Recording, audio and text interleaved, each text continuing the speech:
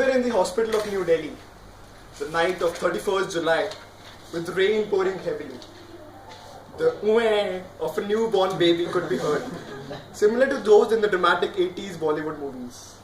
Many of us would have heard the prophecy about the boy born at the end of July. But my apologies to the Harry Potter fans. The prophecy referred to me. Good evening, Madam Toastmaster, fellow Toastmasters, and dear guests.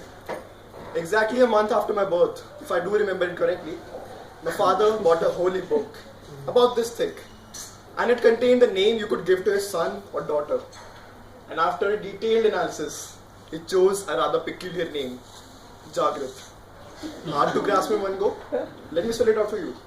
Jagrit.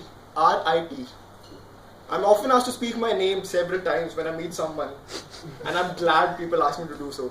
At least I learned to pronounce my name correctly. My school journey wasn't really an exquisite one. I couldn't easily connect with the people and was mostly seen as a shy person who wouldn't speak much.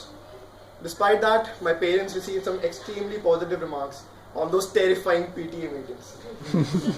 But there was this one thing that always attracted me. Not a girl. Sports. I always dreamt of being fit and not fat, and indulged in playing almost every single sport available in our school. But eventually fell in love with football. A sport fun to watch with pizzas while playing on the PlayStation and Xboxes, but extremely difficult to play on the ground.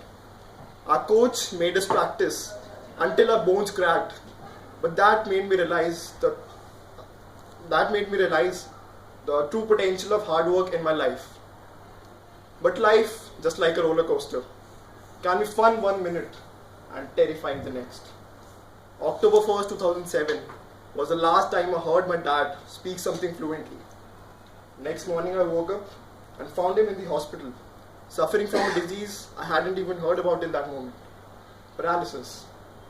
He couldn't speak anything for the next 3 months, but being a very strong-willed man, he worked really hard and recovered very well after an year. But still, life moves on faster than any roller coaster, and there were some joyous moments waiting to happen. My promotion to the 11th standard was a life-changing experience for me. Primarily due to two reasons. Number one, I was about to enter a field that I truly loved, commerce.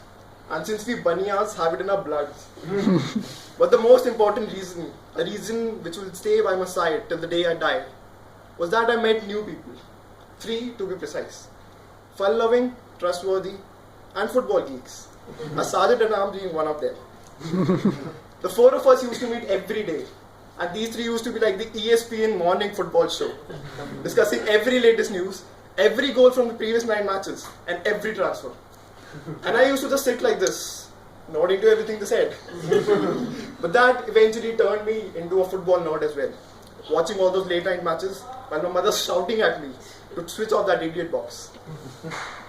After our results, unfortunately, the 4 of us took up different colleges.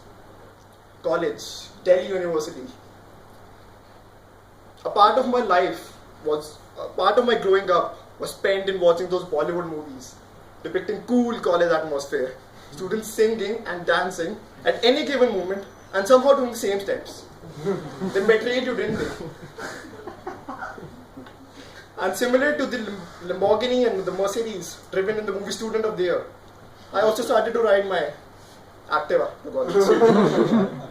The first year ended with a bit of fun, especially at those college fests and those competitions which I couldn't resist to take part in.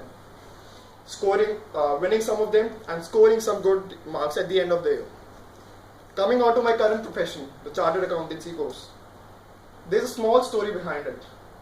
It all started back in the year 2007, while I was accompanying my dad to his CA's office to file the returns. I was sitting there quietly, admiring his office, when all of a sudden, the curious mind of an 11-year-old asked him a very simple question.